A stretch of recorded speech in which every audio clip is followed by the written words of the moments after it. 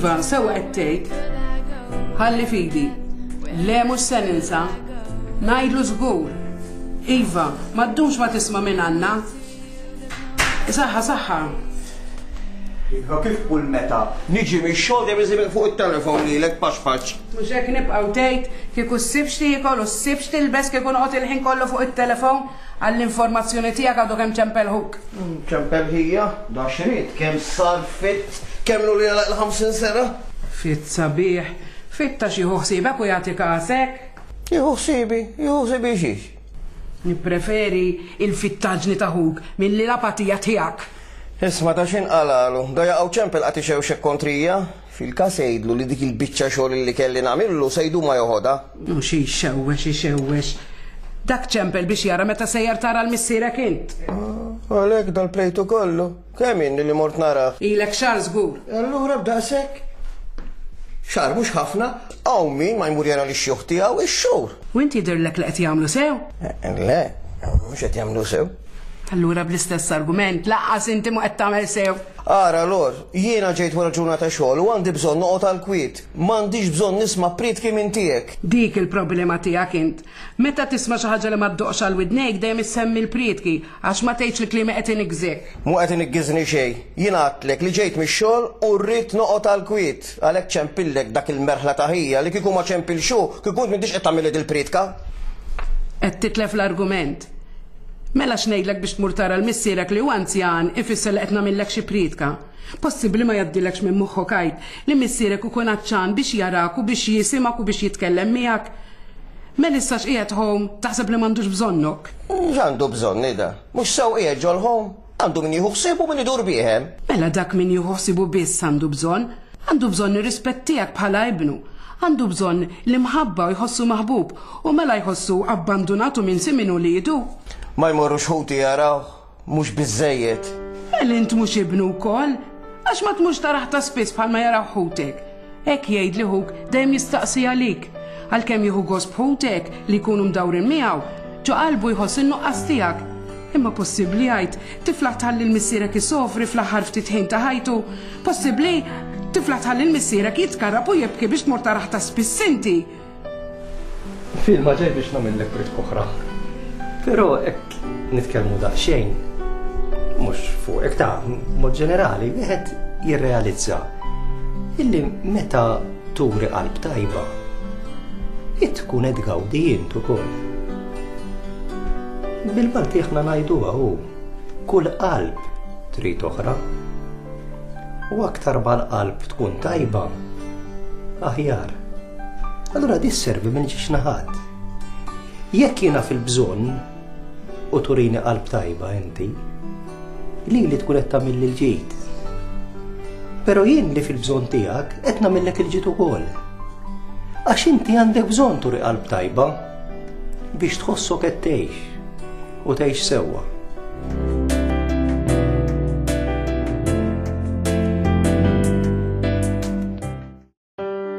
Mill-Evanġelu ta' San Luqa.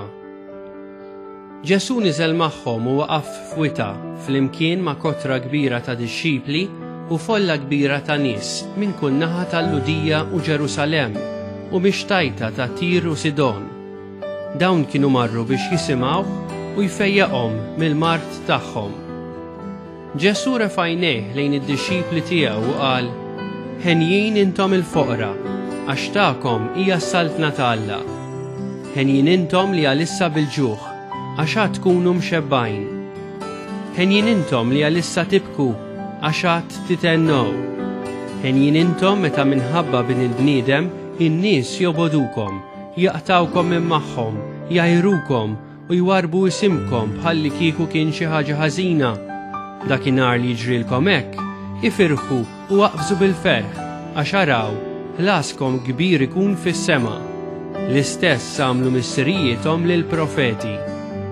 Imma ħażin għalikom intom Ilonja għax il-faraġġ tagħkom ħadtuh. Ħażin għalikom intom li għalissa mxebbajn għax għad tkunu bil-ġuħ. Ħażin għalikom intom li għalissa titqu għax għad tnewħu u tibku. Ħażin għalikom meta kulħadd isemmikom fil-ġid għax l-istess għamlu missierietom lil Profeti Folozz.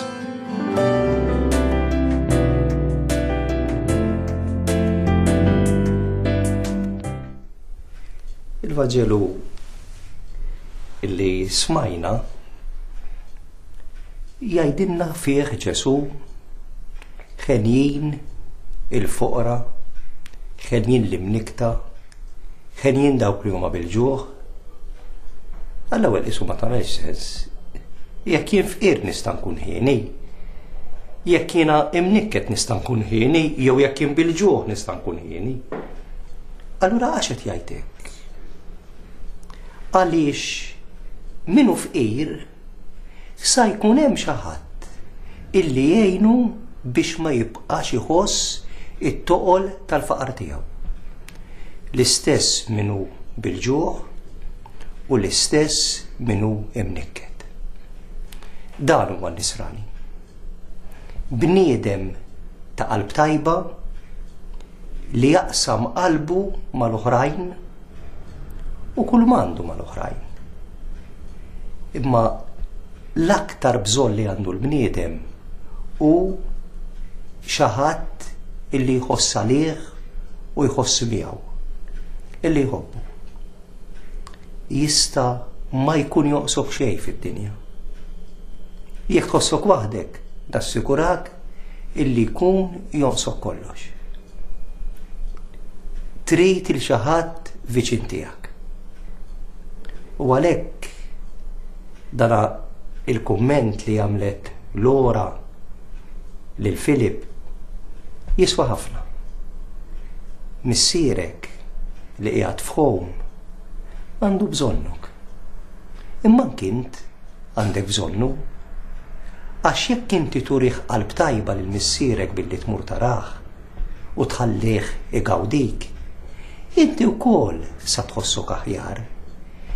Jekk inti sa tennieh lil missierek bil-preżenza tiegħek, inti wkoll sa titenna meta turi qalb tajba. Ejjew inkunu ħenjin billi nuru qalb tajba ma' xulxin.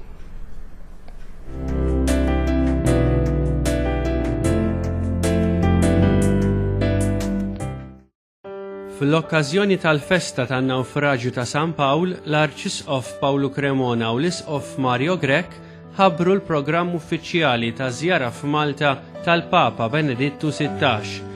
Din iż-żjara se ssir bejn is-Sibt 17 u l-Ħadd 18 ta' April. Id-dettalji tal-programm huma disponibbli fuq il-website tal-Knisja f'Malta. Nhar it-tlieta intant f'konferenza tal-aħbarijiet li se ssir fil-Grotta ta' San Pawl ir-Rabat, il-Kumitat Organizzattiv tal-Knisja se jħabbar il-programm pastorali li qed jiġi organizzat għal dawn ix-xahrejn li ġejjin bit-tħejjija għaż-żjara tal-Papa. Bħala parti miż-żjara pastorali tal-Arċisqof Pawlu Cremona fil-parroċċa tal-Awra, għada l-Ħadd fid-9 ta' filgħodu l-Arċisqof se jiċċelebra qudiesa fil-Knisja ta' San Massimiliano Kolbe. Il-laqgħat tal-Arċisqof fil-Awra jkomplu matul din il-ġimgħa u jinkludu laqgħa maż-żgħażagħ nhar il-ġimgħa fit-8 ta' filgħaxija. Bħallum ġimgħa intant is-Sibt fis-6:15 ta' filgħaxija l-Arċisqof se jiċċelebra qudiesa fil-Knisja ta' Burmarrat fil-ftuħ ta' żjara pastorali f'din il-parroċċa. Għal aktar informazzjoni żur is-sit tal-Knisja f'Malta www.maltadiocese.org.